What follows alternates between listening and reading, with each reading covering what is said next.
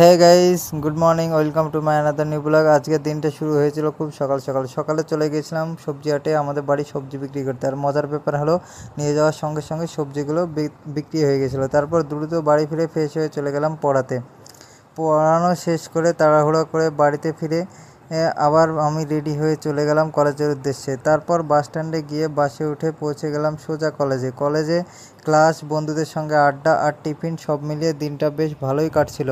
কিন্তু আজকে গরমটা ছিল একদম অসহ্য, তাই ক্লাস শেষ হতেই আমরা চলে গেলাম কলেজ ঘাটে, গঙ্গা নদীর পাড়ে। সত্যি বলছি, সেখানে পৌঁছে মনটা একদম শান্ত হয়ে গেল।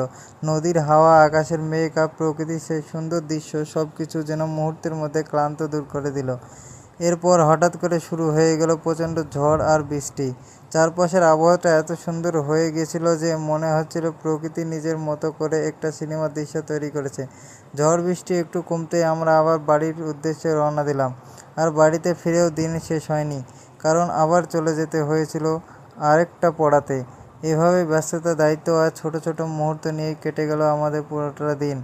তো গাইজ, আজকের ব্লগটা এই পর্যন্ত। যদি ভিডিওটা তোমাদের ভালো লেগে থাকে তাহলে অবশ্যই একটা লাইক করবে, কমেন্ট করে জানাবে তোমাদের ভিডিওটা কেমন লেগেছে, আর চ্যানেলটা সাবস্ক্রাইব করে আমার পাশে থাকবে। তোমাদের সাপোর্ট আমাকে আরও ভালো ভিডিও বানাতে অনুপ্রেরণা দেয়।